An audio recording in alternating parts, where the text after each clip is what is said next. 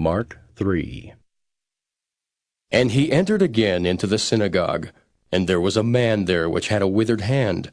And they watched him, whether he would heal him on the Sabbath day, that they might accuse him. And he saith unto the man which had the withered hand, Stand forth. And he saith unto them, Is it lawful to do good on the Sabbath days, or to do evil, to save life, or to kill? But they held their peace. And when he had looked round about on them with anger, being grieved for the hardness of their hearts, he saith unto the man, Stretch forth thine hand. And he stretched it out, and his hand was restored whole as the other. And the Pharisees went forth, and straightway took counsel with the Herodians against him, how they might destroy him. But Jesus withdrew himself with his disciples to the sea. And a great multitude from Galilee followed him, and from Judea, and from Jerusalem, and from Idumea, and from beyond Jordan, and they about Tyre and Sidon. A great multitude, when they had heard what great things he did, came unto him. And he spake to his disciples that a small ship should wait on him because of the multitude, lest they should throng him. For he had healed many, insomuch that they pressed upon him for to touch him, as many as had plagues. And unclean spirits, when they saw him, fell down before him, and cried, saying, Thou art the Son of God. And he straitly charged them that they should not make him known. And he goeth up into a mountain, and calleth unto him whom he would, and they came unto him.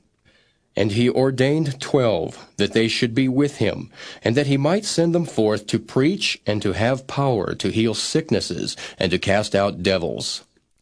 And Simon he surnamed Peter, and James the son of Zebedee, and John the brother of James, and he surnamed them Boanerges, which is, the sons of thunder, and Andrew, and Philip, and Bartholomew, and Matthew, and Thomas, and James the son of Alphaeus, and Thaddeus, and Simon the Canaanite, and Judas Iscariot, which also betrayed him.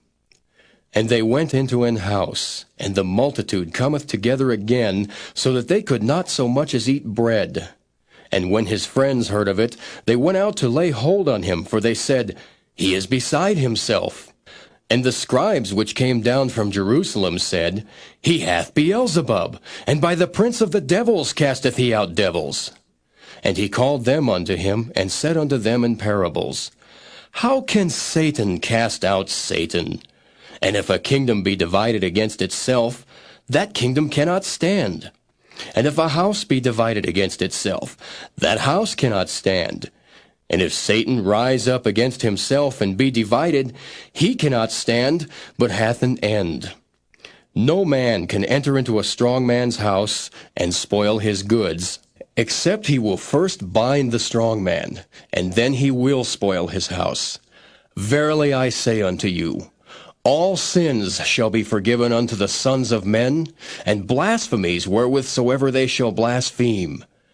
But he that shall blaspheme against the Holy Ghost hath never forgiveness, but is in danger of eternal damnation, because they said, He hath an unclean spirit.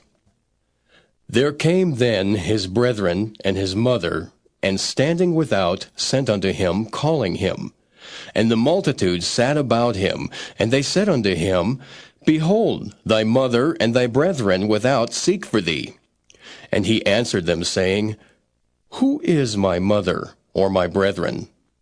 And he looked round about on them which sat about him, and said, Behold, my mother and my brethren.